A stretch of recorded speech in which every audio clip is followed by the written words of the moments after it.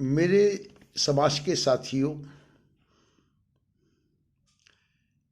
पिछले बार के वक्तव्य में मैंने एक सूत्र आपसे कहा था,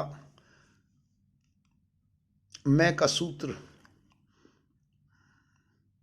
उसमें बहुत कुछ खुलासा कर दिया था और स्पष्ट नजर आया था कि क्या ये जीवन है और मुक्ति का मार्ग कौन सा है। यहां मैं फिर दोहरा दूं, मुक्ति के मार्ग का ये बिल्कुल मतलब नहीं है कि तुम्हें परमात्मा मिल गया है या मिल जाएगा। अब मेरे इस शब्द पे गौर करना, ये मिल जाएगा शब्द ही गलत है। ये मिल जाएगा शब्द आभास देता है द्वैत का, एक है तो दूसरा मिल जाएगा। ये कोई ज्ञान नहीं है, यह ज्ञान है, यह अंधविश्वास है, ये ढपोर शंखों वाला ज्ञान है। ये कुछ ढपोर शंख है ना, वो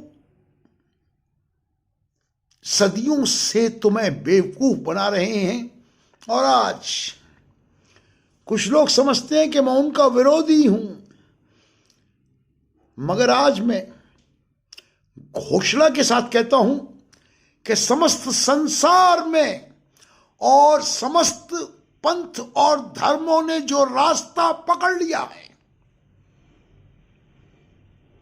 वे सभी समूचे समाज को बेवकूफ अधिकांशतः बनाया जा रहा है। यहां एक बात बड़ी महत्वपूर्ण है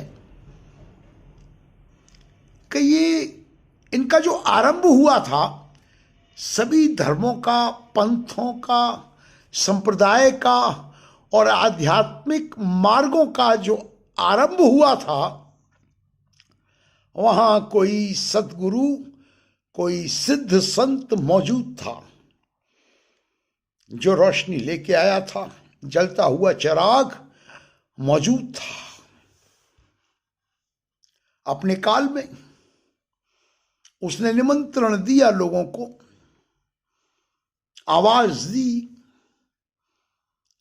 जिन्होंने उसको उसके स्वरूप में जानने की कोशिश की, वे उसमें समा गए, उस जैसे हो गए और उसका लाभ उठा गए। और ये बहुत थोड़े लोग हुए। ज्यादातर लोगों ने चमत्कार की आशा में अपने संसार और अज्ञान को और ज्यादा बढ़ा लिया। उन्होंने उस सिद्ध साधु पुरुष से, उस वली पीर पैगंबर जो भी सदगुरु आया, उससे जो प्राप्त किया, वो संसार भोग विलास ही प्राप्त करके अपना काम चला गए और वो निकल गया। सदगुरु अपना प्रकाश फैलाकर निकल गया। जैसे मैं तो कहूंगा, जैसे बिजली कड़कती है, जैसे बिजली कड़कती है, कुछ पल का प्रकाश देकर सदगुरु गुम हो गया और शुरू हो गया अंधविश्वास, एक पंथ, एक धर्म। और खड़े हो गए ढपोर शंख, खड़े हो गए गुरु घंटाल, और उन्होंने समाज को लूटना शुरू कर दिया। कभी सोचा है, सारे संसार में लूटा जा रहा है, धर्म के नाम पे, भगवान के नाम पे। और मैं घोषणा करके कह रहा हूं, कोई परमात्मा कभी भी नहीं है जो आपको मिल जाएगा। मिल जाने वाली कोई भी वस्तु परमात्मा है ही नहीं। वो परमात्मा से संबंधित भी कुछ नहीं है जो आपको मिल जाएगा। जो आपको मिलेगा वो आपका संसार, आपकी कल्पना, आपका अज्ञान ही आपको मिलेगा। चाहे उसे तलियों में ढूंढ लो, चाहे आसमानों में ढूंढ लो, चाहे मंत्रों में खोज लो, चाहे मूर्तियों में चले जाओ, कहीं भी चले जाओ, जो तुम्हें मिलेगा वो तुम्हारा अज्ञान, तुम्हारी कल्पना के सिवाय कुछ ना होगा। मुझे मालूम है कि मैं क्या कह रहा हूं। मैं सारे संसार के धर्मों को, पंथों को चुनौती दे रहा हूं कि मुझे बताओ, तुम कैसे कोई परमात्मा इनको दे सकते हो? वो कहते हैं हम परमात्मा नहीं दे रहे, परमात्मा का मार्ग दे रहे हैं। तो मेरे नादान दोस्तों, उस मार्ग में तुम ऐसी परिकल्पना क्यों कर रहे हो कि तुम्हें कुछ मिल जाएगा? मैं बताता हूं क्यों। ध्यान से सुनना, आपको समझ में आ जाएगा कि यह ज्ञान कहां से शुरू होता है और कैसे बढ़ता चला जाता है, और कैसे लुटेरे मजे लेते हैं आपको लूट लूट के आपकी जेबें काट के लाल पर्चियों की रसीद बुक बनाते हैं। कर सेवा, कृपा होगी, कर सेवा, इसके चरणों में कृपा होगी। खाक चरण, कौन से चरण, कहां कृपा होगी? चरण का मतलब जानते हो? कोई चरणों में कृपा नहीं होती। चरण का मतलब है कि जब तुम्हारा मस्तक, तुम्हारा अहंकार झुक जाता है, उसी को चरणों की नमस्कार कहते हैं। बाकी चरणों में कुछ नहीं है। नसों में खून बह रहा है, नाखून है, मैल मिट्टी भी लगी हो सकती है, और हो सकता है कि लेवेंडर से धो धो करके खुशबूदार चरण बना लिए गए हों। तो वो चरणों की खुशबू से तुम पर कोई कृपा नहीं हो रही मेरे मित्रों। वो कृपा तुम पर खुद तुम ही कर रहे हो। वो कोई परमात्मा भी नहीं कर रहा, कोई चरण नहीं कर रहे। वो कृपा तुम पर खुद कर रहे हो, क्योंकि ये कल्पना, अज्ञान, भोगविलास और वासना का जो संसार है, इसका निर्माण तुम करते हो। क्यों परमात्मा को दोष देते हो कि परमात्मा तुम्हें भोगविलास, संसार और यह पदार्थ दे देगा? परमात्मा की मत मारी गई है। पहले तुम्हारे हाथ में अज्ञान, अंधकार देगा, फिर तुमसे कहेगा आ जाओ प्रकाश की तरफ। क्या ऊल जलूल बातें कर रहे हो? ये सब नहीं है, तुम्हें बताया नहीं जाता। इसका कारण है कि ये लोग खुद इस मार्ग पे मिट जाना नहीं चाहते। ये मिट सकते नहीं, मिट जाना। चलो मैं इसके विषय में बताऊंगा। अभी बता रहा हूं कि तुम लुट क्यों रहे हो। तुम्हारे लुटने का कारण है तुम्हारा भय। मेरे मित्रों, सत्य यह है कि तुम कोई परमात्मा से प्यार नहीं करते, तुम झूठ बोलते हो। तुम भयभीत हो, एक अनजान सत्ता से, अनजान घटनाओं से और अनिश्चितता से भयभीत हो। तुम जब मैं के रूप में जन्म लेकर आगे बढ़ते हो तो तुम्हें आदत पड़ जाती है, हो जाती हो तुम्हारा होना। अब ये जो होना है, होने की यात्रा समझना, फिर मैं बताऊंगा ना होने की यात्रा के विषय में। अभी ये जो होना है, इसको सुरक्षा चाहिए। तुम हो तो तुमको सुरक्षा चाहिए। तुम्हें होना है, तुम्हें ना होना नहीं मंजूर है। हर वक्त तुम अपने होने का नगाड़ा बजाना चाहते हो कि तुम हो। तुम्हारे होने को सुनिश्चित कौन करता है? कैसे मालूम पड़ेगा तुम हो? तो तुम्हारे होने को एक खोल चाहिए, ऊपर का आवरण चाहिए। वो आवरण जो होगा वो घोषणा करेगा कि तुम हो। अब वो आवरण क्या हो सकता है? वो जिस्म का आवरण, तुम्हारी शिक्षा, तुम्हारे पद, तुम्हारा रुतबा, तुम्हारा समाज के अंदर सम्मान, तुम्हारा कुनबा, तुम्हारा समाज, तुम्हारी संस्था, तुम्हारी मीनारें, तुम्हारी रोशन मीनार, ये सब जो है ये तुम्हारे होने का आवरण है।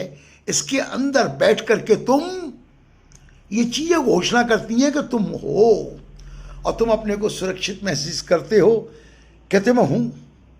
कौन हूं? 3 लोग का स्वामी हूं। सदगुरु हूं क्योंकि मेरे लाखों लोग जय जयकार कर रहे हैं, तो क्या हूं? मैं सदगुरु हूं। ये जो होना है, इसके लिए ये आवरण जरूरी है, तो होना सिद्ध होता है। और तुम्हें होने की बहुत निम्न किस्म की आदत पड़ गई है। तुम्हारा होना ना खत्म हो जाए, इसके लिए तुम पाना शुरू कर देते हो। और जब पाना शुरू कर देते हो तो फिर तुम्हें कुछ मिलना चाहिए, कुछ लेना चाहिए, कुछ देना चाहिए। फिर तुम्हें कृपा चाहिए, रहमत चाहिए, बख्शिश चाहिए, फिर तुम्हें चाहिए, लगातार चाहिए। तो ये तुम्हारा डर, क्योंकि अगर होने को तुमने सुनिश्चित करने के लिए, ध्यान से समझना, तुम्हारे होने के लिए तुमको जो सामग्रियां इकट्ठी करनी है, वो अंदर का डर काम कर रहा है कि तुम्हारा होना कभी ना होने में ना तब्दील हो जाए। तुम अचानक विलय हो जाओ, तुम हो ही नहीं। इससे बचने के लिए, अपने होने के लिए तुम्हें सामान चाहिए, तुम्हें लोग चाहिए जय जयकार करने वाले, तुम्हें सिंहासन चाहिए। और कभी कभी क्या है, एक सिंहासन से काम नहीं चलेगा, एक सिंहासन और चाहिए, साथ में बैठने वाला भी तो चाहिए। एक सिंहासन से काम नहीं चलता, सदगुरु एक हो काम नहीं चलता। अब 2 सदगुरुओं का जमाना आ गया है। ये असुरक्षा की भावना है, ये ना होने की यात्रा से डर है कि होने के लिए तुम्हें ये सब कुछ चाहिए। तुम्हें जय जयकार चाहिए, तुम्हें पंडाल चाहिए, तुम्हें झूमते नाचते लोग चाहिए, तुम इस भ्रम में डूब जाना चाहते हो कि लाखों लोग तुम्हारे होने की गवाही दे रहे हैं कि तुम हो, और इसी दौड़ में तुम दौड़ते चले जा रहे हो। यह तुम्हारे अंदर का डर है, यह भय है। और यह भय क्या है? ये जो होना है, ये दरअसल है ही नहीं, ये सिर्फ आभास है। मेरे दोस्तों, ये होना, ये मिलना, ये पाना, जिस यात्रा में तुम दौड़ते चले जा रहे हो, थोड़ा विचार करना कि ये रहता कब है, स्थिर कब है। ये आता है, ये जाता है, ये होना होता है, फिर ना होना हो जाता है, मिलना होता है, फिर ना मिलना हो जाता है, पाना होता है, पाने के साथ खोना होता है।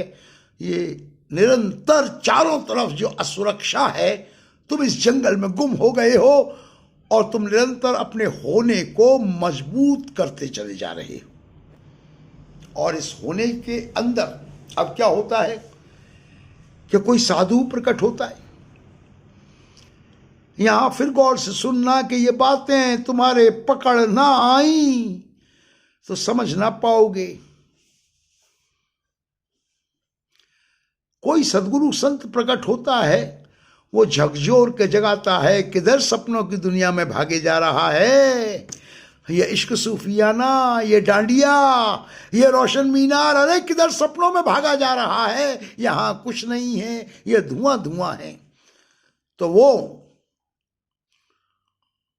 वो साधक को जब उसकी प्यास पूरी तरह जाग जाती है,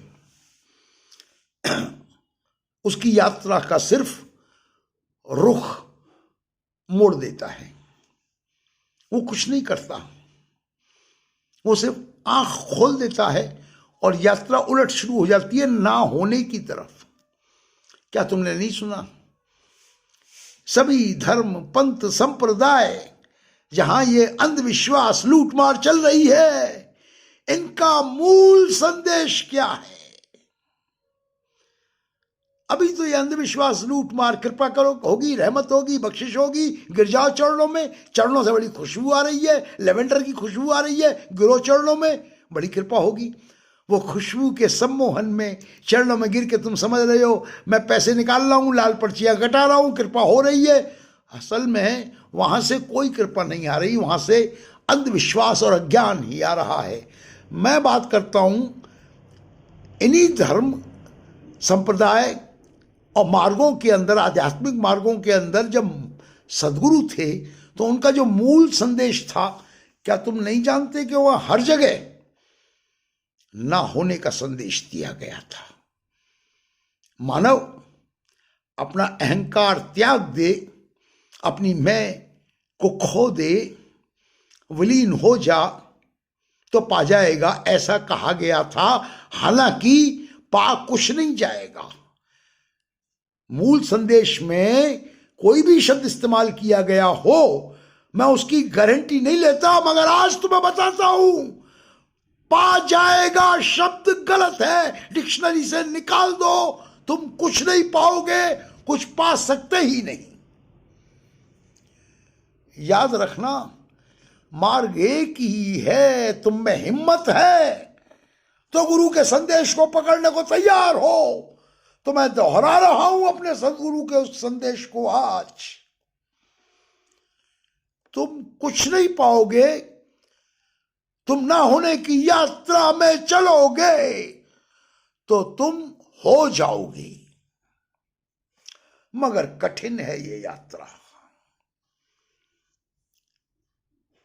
जन्म के साथ, होश संभालने के साथ हमने जो यात्रा तय की थी, वो थी होने की यात्रा, वो थी पाने की यात्रा। और हमने उन्हीं साधनों का सहारा लिया जो हैं ही नहीं, जो रह सकते ही नहीं, और हम उसी हिलते डुलते डगमगाते हुए सहारों को लेकर के अपने होने को सिद्ध करते जा रहे हैं। अब चाहे Guinness book of world record का नाम ले लें, 2 टके की कीमत नहीं है उसकी।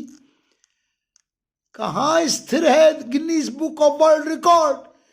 कल इसको कोई भी तोड़ देगा। इस Guinness book of world record में जो रोशन मीनार का दावा करने वाले लोग हैं, जिन्हें घमंड है इस बात का, उनका घमंड कल सनी लियोनी तोड़ सकती है, वो इससे बड़ी मीनार बना सकती है। क्या मूल्य है इन बातों का? इस होने की, दिखावे की, मिलने की, पाने की जो बेशुमार बातें की जा रही हैं, इनका ज्ञान से, गुरु के ज्ञान से ताल्लुक क्या है? इसलिए कहता हूं, तुम्हें अंधविश्वास में झोंका जा रहा है। अंधेरे की रास्ते में यह कारवां चल चुका है और तुम अंधेरे की तरफ धकेले जा रहे हो, एक ही कारण से कि तुम डरे हुए हो, भयभीत हो। पर्चियां कटाते जाओ, तुम्हारे अंदर डर बैठा हुआ है। पर्ची ना कटाई, हाई कृपा नहीं होगी, कोई श्राप लग जाएगा, ये हो जाएगा, वो हो जाएगा, कारोबार में कुछ गड़बड़ हो जाएगी, कोई बीमार हो जाएगा। ये सारे संशय, ये सब अंधविश्वास के जनक हैं। और इसीलिए तुम्हारी जेबें काटने वाले ठट्टे मार के हंस रहे हैं और जेबें काट रहे हैं। आ जाओ, कृपा होगी। अब तो 1 सीट थी तो 1 कृपा होती थी, अब हमने 2 सीट लगा दी, अब डबल कृपा होगी। कल को पूरा कुनबा बैठा करके 5-10 सीट लगा दी जाएंगी, तुम समझोगे अब 10 गुनी कृपा होगी। जय हो, जय हो, जय हो राज फूफा की, जय हो राज साले की, जय हो राज चाचा की, जय हो राज। अंधविश्वास की तरफ धकेला जा रहा है तुम्हें। तुम गुरु वाले हो, कहां तुमने आंखें बंद कर ली? अपने गुरु को ना छोड़ा होता, गुरु को पकड़ के बैठे होते तो इस कदर अंधे ना हो जाते, तुम्हें कोई इस तरह लूट ना जाता।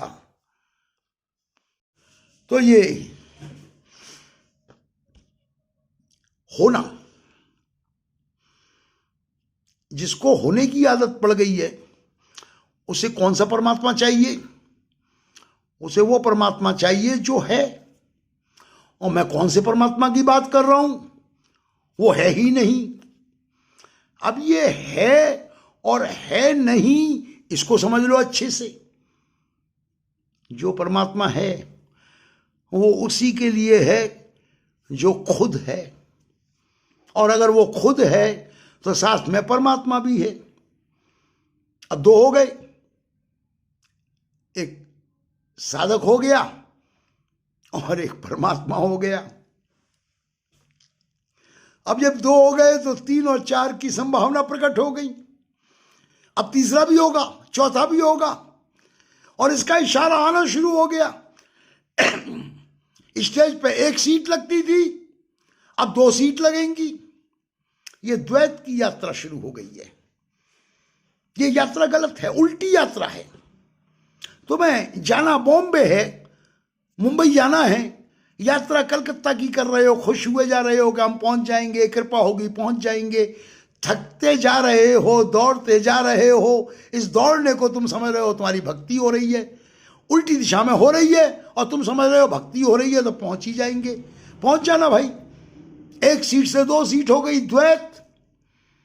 तुम भी हो, परमात्मा भी है। अब तुम्हारे साथ सदगुरु भी होगा एक, और एक सदगुरु का साथी भी होगा, यारी भी होगा, एक दूसरा सदगुरु होगा। दो चार और सदगुरु पैदा हो जाए तो बड़ी बात नहीं है। वैसे इशारतन संकेत यही दिया जा रहा है कि बहुत सारे सदगुरु हैं, घिर गए सदगुरुओं के जाल में तुम, और तुम्हारा डर इस जाल से निकलने नहीं देगा। क्योंकि सदगुरु एक होता है। वो सदगुरु वो होता है जिसने तुम्हें स्पर्श किया और तुम्हारे ज्ञान का चिराग जला दिया। मैं बिना किसी विवाद के निश्चित घोषणा करता हूं, सदगुरु का कोई रिश्तेदार सदगुरु का एक अंश भी नहीं रखता। स्वयं सदगुरु जिस घट को तैयार करे, घोषणा करे, तो वह एक अलग बात है। सदगुरु का रिश्तेदार होने से कोई सदगुरु का अंश प्राप्त नहीं हो जाता, बल्कि कई बार बिल्कुल उलट होता है। सदगुरु प्रकाश होता है और उसका रिश्तेदार अंधकार होता है। यह संभव है, ऐसा ही हुआ है अक्सर। महात्मा उग्रसेन के घर में कंस पैदा हुआ था, पुलस्त्य ऋषि के घर में रावण पैदा हुआ था। ये सदियों से ये रीति चली आई है, ये प्रमाण है। सदगुरु कोई प्रोडक्ट नहीं है मशीन से बनाया हुआ। ये बनाए हुए सदगुरु जो हैं ये बड़े जालसाज होते हैं। ये नकली प्रोडक्ट हैं, बनाए हुए सदगुरु। हमने सदगुरु बना दिया, जाली प्रोडक्ट है। सदगुरु किसी कारखाने में नहीं बनता। कोई परिवार दावा नहीं कर सकता कि वो सदगुरु पैदा करेगा। कोई सदगुरु इकट्ठे दो चार सदगुरु खड़े नहीं कर सकता। सदगुरु नाम है ज्ञान का, सदगुरु नाम है स्पर्श का, सदगुरु नाम है बोध का। जिसे बोध हो गया है वह गुरसिक भी सदगुरु समान होता है।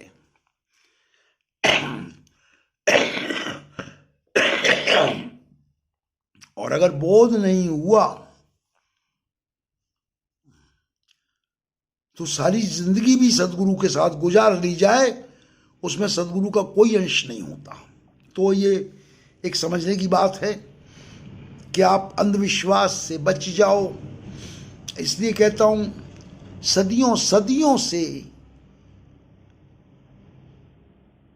बड़ी बात कह रहा हूं, तमाम धर्मों में अंधविश्वास बुरी तरीके से पनप गया है, जंगल बन गया है। उस जंगल में उलझ के तुम लुटते चले जा रहे हो। जब तुम्हारे अंदर वाकई ये भावना जागे कि तुम इस रहस्य को जानना चाहते हो, तो उसी के बाबत मैं तुम्हें बता रहा हूं कि यह यात्रा होने की और पाने की है ही नहीं। क्योंकि जब भी तुम होने को निश्चित करोगे, सामग्रियां इकट्ठी करके अपने होने की घोषणा करोगे, तो तुम्हें जाली परमात्मा मिलेगा। वो तुम्हारे किसी काम का नहीं है। कम से कम वो तुम्हारे अहंकार को तो पुष्ट कर देगा। लोगों हम हैं ब्रह्मज्ञानी, नाचोगे चिल्लाओगे, लोगों हम हैं ब्रह्मज्ञानी। तुम भी नाचोगे, तुम्हारे प्रचारक, मुखी और जोनल भी नाचेंगे, लोगों ब्रह्मज्ञानी। मगर तुम्हारे अंधकार के सिवाय वो कुछ ना होगा। तुम सम्मोहित होकर के नशे के भाव में समझते रहो अपने आप को ब्रह्मज्ञानी, कुछ नहीं होगा। मैं ये पहले स्पष्ट कर चुका हूं कि नाशवान तत्वों से ग्रहण किया हुआ कोई भी तत्व अविनाशी नहीं है। ये समयातीत है। तुम समय के परे जा सकते हो तो तुम पाओगे फिर भी नहीं। तुम समझते हो तुम्हें मिल जाएगा, समय से परे चले जाओगे तो परमात्मा मिल जाएगा, तुम झप्पी डाल के मिल लोगे, पाओगे फिर कुछ नहीं। नादानो, जब समयातीत यात्रा करोगे तो तुम खो जाओगे और तुम जान जाओगे कि ये चिंदी चिंदी इकट्ठा हुआ, कण कण इकट्ठा हुआ तुम्हारा शरीर, तुम्हारा साम्राज्य, तुम्हारा संसार, तुम्हारी कल्पनाएं, तुम्हारी वासनाएं, सब धुआं धुआं, सब धुआं धुआं, और तुम उस धुएं को चीर के ना होने की यात्रा में बढ़ गए। तो फिर कह दूं, पाओगे फिर कुछ नहीं, हो जाओगे। तो ये जो हो जाना है मार्ग, ये है। मार्ग पाने का है ही नहीं, मूर्ख बनाया जा रहा है। दावे से कहता हूं, पूरी दुनिया में मूर्ख बनाया जा रहा है। तुम्हें मिल जाएगा, परमात्मा मिल जाएगा। अनंत कोई दुकान सजा के बैठा है, तुम्हें मिल जाएगा। अनंत ने कोई शर्तें रखी हुई है, ये शर्तें पूरी करो तो मिल जाऊंगा। लाल पर्ची कटाओ, मिल जाऊंगा। प्रमुख की जोनल के पैर दबाओ, मिल जाऊंगा। नाचो इश्क सूफियाना, मिल जाऊंगा। ऐसा कोई गारंटी दे रखी तुम्हें? चिल्ला रहे हो दोहरा दोहरा के, एक तो ही मेरे परमात्मा, मैं तेरी शरण, मैनू बख्श ले परमात्मा, मैनू बख्श ले परमात्मा मैं। अरे भाई, तुम सैकड़ों बार कह रहे हो, बहरा है क्या? तुम्हारे बगैर बोले भी सुनता है। यात्रा का जो मार्ग है उसे तो ठीक कर लो। तुम उस स्थान पे हो ही नहीं जहां तुम्हारी आवाज तुम तक पहुंच सके। दुर्भाग्य ये कि तुम चिल्ला रहे हो और तुम्हारी आवाज तुम तक ही नहीं पहुंच रही। आवश्यकता तो इस बात की थी कि तुम्हारी जो प्रार्थना है ये कोई परमात्मा नहीं सुन रहा, तुम ही सुन लो भाई अपनी प्रार्थना को। कभी जो तुम प्रार्थना करते हो, कभी एकांत में बैठ के मनन किया है? वो तुम्हारी की हुई प्रार्थना कभी तुम तक भी पहुंची है? मैं बताता हूं। सुबह सुबह प्रार्थना करते हो, पदार्थ मांगते हो, वस्तु मांगते हो, सुरक्षा मांगते हो, क्षमा मांगते हो, बहुत सारी चीजें मांगने वाली। बच्चों के लिए मांगोगे, अपने लिए मांगोगे, परिवार के लिए मांगोगे, फिर दयालु होकर दिखाओगे हम तो सारी दुनिया के लिए मांगते हैं। बेवकूफ बनाया जा रहा है तुम्हें। किसके लिए मांगते हो? दुनिया के लिए मांगते हैं। क्यों मांगते हो भाई दुनिया के लिए? दुनिया स्थिर है क्या? नहीं, हम सभी प्राणियों के लिए मांगते हैं। तुम अपने लिए भी नहीं मांगते।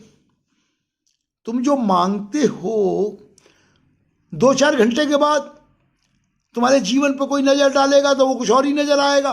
कहीं लड़ रहे हो, कहीं भिड़ रहे हो, किसी का गिरबान पकड़ रखा है, किसी का माल छीन रहे हो, कहीं अपने माल की सुरक्षा कर रहे हो, द्वंद्व में लगे पड़े हो, वहां कुछ और जीवन है। सुबह मांग रहे थे भिखारी बनके, दोपहर को तुम योद्धा बन के लड़ रहे हो, शाम को लालसाओं से भरे हुए भोग विलास में डूब गए हो, और रात्रि तक पहुंचते पहुंचते थक गए हो, फिर भी मांग रहे हो। फिर अपने बंधुओं से मांग रहे हो, अपनी पत्नी से मांग रहे हो, बच्चों से मांग। भाई, इस रंग बदलते जीवन में तुम खुद स्थिर नहीं हो। तुम्हारी प्रार्थना का जीवन काल क्या है?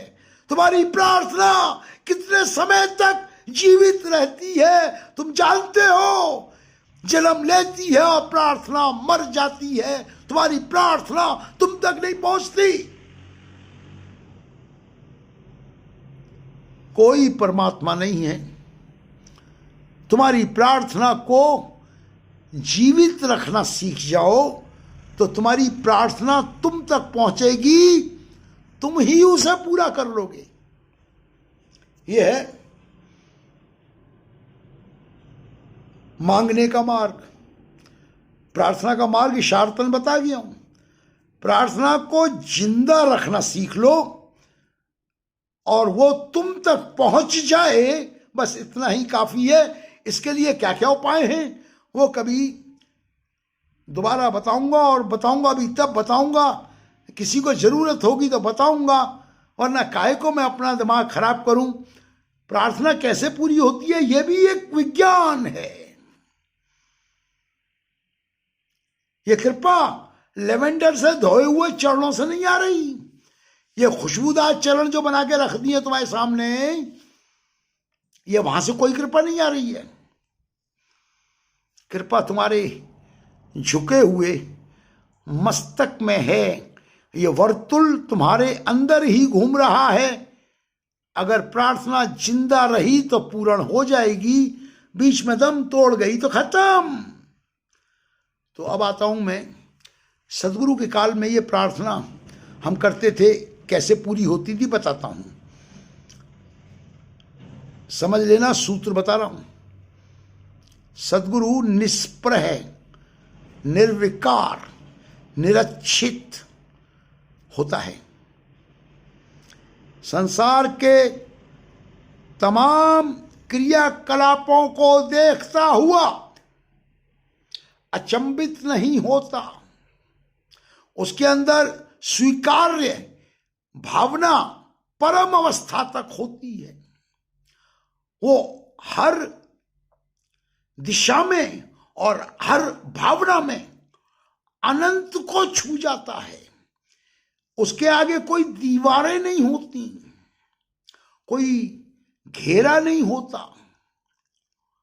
सदगुरु, ये सदगुरु का अवस्था का बयान कर रहा हूं, और ये मैं ग्रंथों से पढ़ के नहीं, मैं साक्षात अपने अनुभव से बयान कर रहा हूं कि जो सदगुरु उछल के खड़ा हो जाए, Guinness book of world record में हमारा नाम आ गया, हमारी संस्था में 10 लाख आदमी इकट्ठे हो गए, ढपोर शंख है, तुम झूमते रहो नाचते रहो कि तुम्हारा सदगुरु है। मुझे हक है कि मैं बता दूं, समाज को बता दूं कि वो ढपोर शंख है, और तुम ढपोर शंख के आगे नाच नाच के जिंदगी खराब कर रहे हो। सदगुरु निर्विकार होता है, उसमें लहर नहीं होती, उसमें प्रतिबिंब होता है। सिर्फ तुम जाओगे अपना ही प्रतिबिंब देखोगे, तुम दूसरे को नहीं देखोगे। और इसके लिए मैं अब जो कहने जा रहा हूं वो आपको हिला देगा। मित्रों, जब सदगुरु प्रकट होता है किसी चोले में, और साधक जब उसके सामने जाता है, वो समझता है कि उसने सदगुरु को देखा। वो सदगुरु निराकार होता है, शरीर में रहते हुए भी वो ना दिखाई देने वाली वस्तु होता है।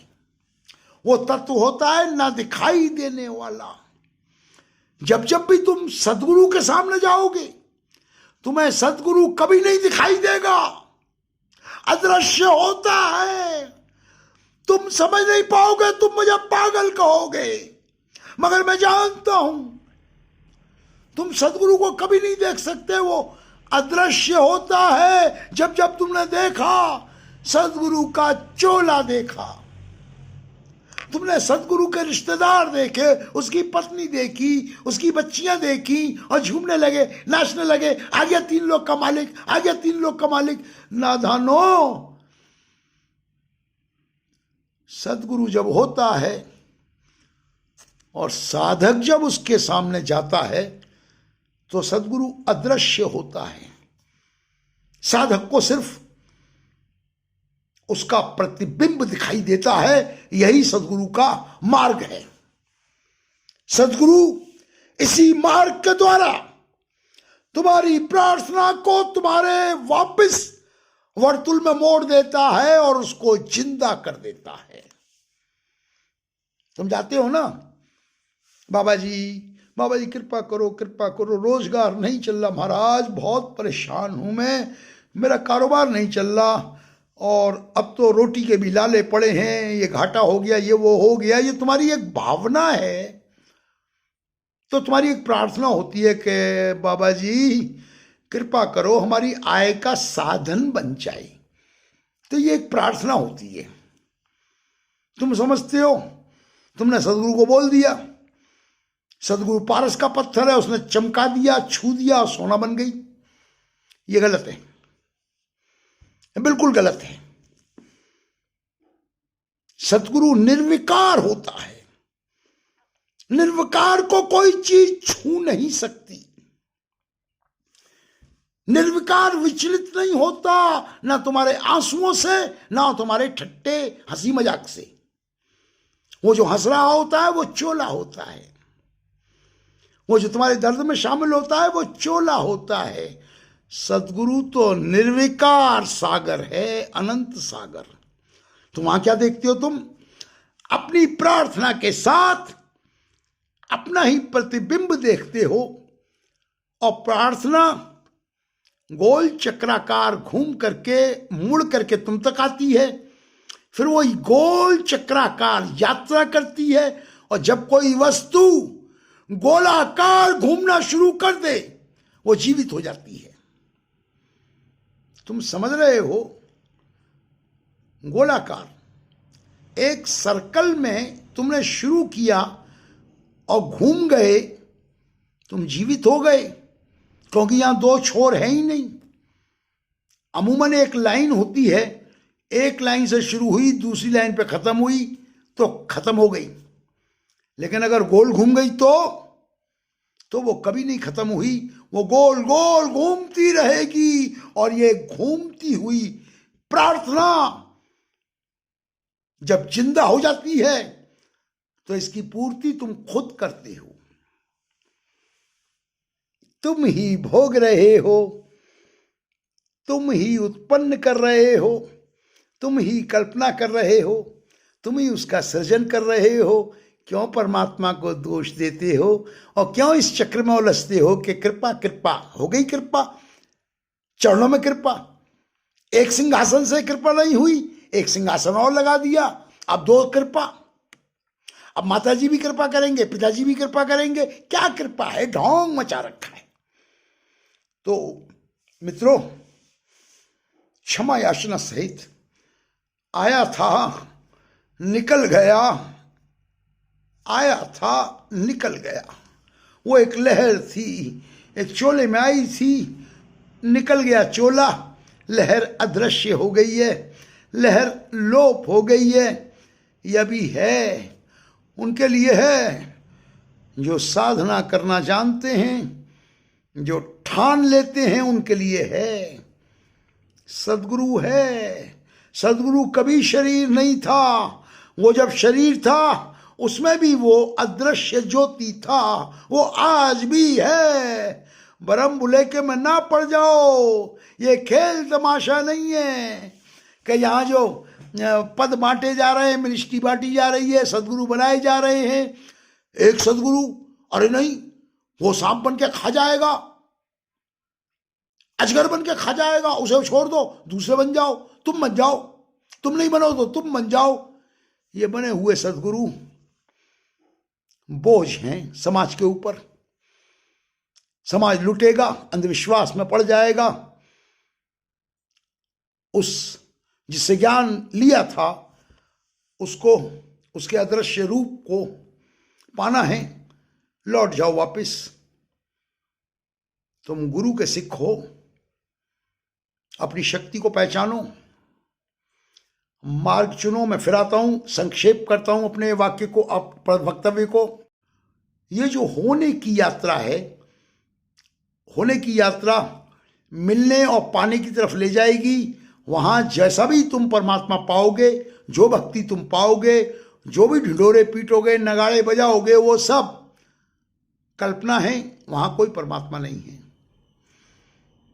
जब मैं कहता हूं होने से ना होने की यात्रा करोगे, तो ये सभी धर्मों का मूल संदेश है कि तुम्हें होने से ना होने की तरफ जाना है। और जब ना होने की तरफ जाओगे तब भी कुछ नहीं पाओगे, क्योंकि जब तुम ना हो गए तो पाने का प्रश्न ही खत्म है। क्योंकि द्वैत नहीं है, ये अद्वैत है, ये कुछ नहीं है, इसने नाश हो जाना है। तुम्हें आभास हो रहा है, प्रकृति का आभास हो रहा है। बहुत जल्दी मौत का झटका लगेगा, आंधी आएगी, चिंदे चिंदे कण कण उड़ जाएंगे, सब कुछ उड़ जाएगा। तुम उस उड़ जाने का आभास कभी कभी कर लिया करो और सोच लिया करो कि जो जो उड़ जाएगा उसमें से बचेगा क्या। मेरे बंधु, उसमें से तुम भी नहीं बचोगे। तुम्हारा बहुत सूक्ष्म रूप बचने वाला है, जो फिर इकट्ठा कर लेगा अगर अज्ञानता में रहा, और अज्ञानता में ना रहा तो विलीन हो जाएगा। और जो विलीन हो जाती है बूंद, वो कभी नहीं चिल्लाती मुझे सागर मिल गया। ये तो यही चिल्लाती है, मिल गया, अरे मिल गया, तलियों में मिल गया, मेरे को मिल गया, मेरी जेब में है परमात्मा, मिल गया, 3 लोक का मालिक मिल गया, परमात्मा मिल गया। ये अज्ञानी लोग चिल्लाते हैं। चिल्लाने वाले लोग अज्ञानी होते हैं। जो हो जाता है, जो बूंद बन के समा जाता है सागर में, वो मौन हो जाता है। फिर वो बोलेगा जरूर, लेकिन अंतर में, बहुत गहरे में वो मौन हो जाता है। वो जो हो गया उसके विषय में ज्यादा बयान कर नहीं सकता। वो बयान कर ही नहीं सकता। जब तक बयान कर रहा है वो विलीन हुआ नहीं है, तुम्हें बेवकूफ बना रहा है। लाल रंग की रसीद बुक लेकर के पर्चियां काटने के लिए भाषण दे रहा है और बेवकूफ बनाया जा रहा है। तो आज मैं अंत में, मैं तुम्हें कोई भाषण नहीं दे रहा, क्योंकि मेरे पास लाल पर्चियों वाली बुक नहीं है। मैं अपने गुरु का भगत एक बात जानता हूं कि जो मैंने ठाना था, जो मैंने पाया था, मैं अंतिम सांस तक उसे बिखेरूंगा, बांटूंगा, जिसको चाहिए ले लो। लेकिन ये होने और ना होने की इस यात्रा को समझ लो। पिछली बार मैंने आपको बताया था, मैं का कठोरतम रूप और मैं शिथिल होती है, ये भी बताया था। और अब आज मैं बताना चाहता हूं आपको एक और बात।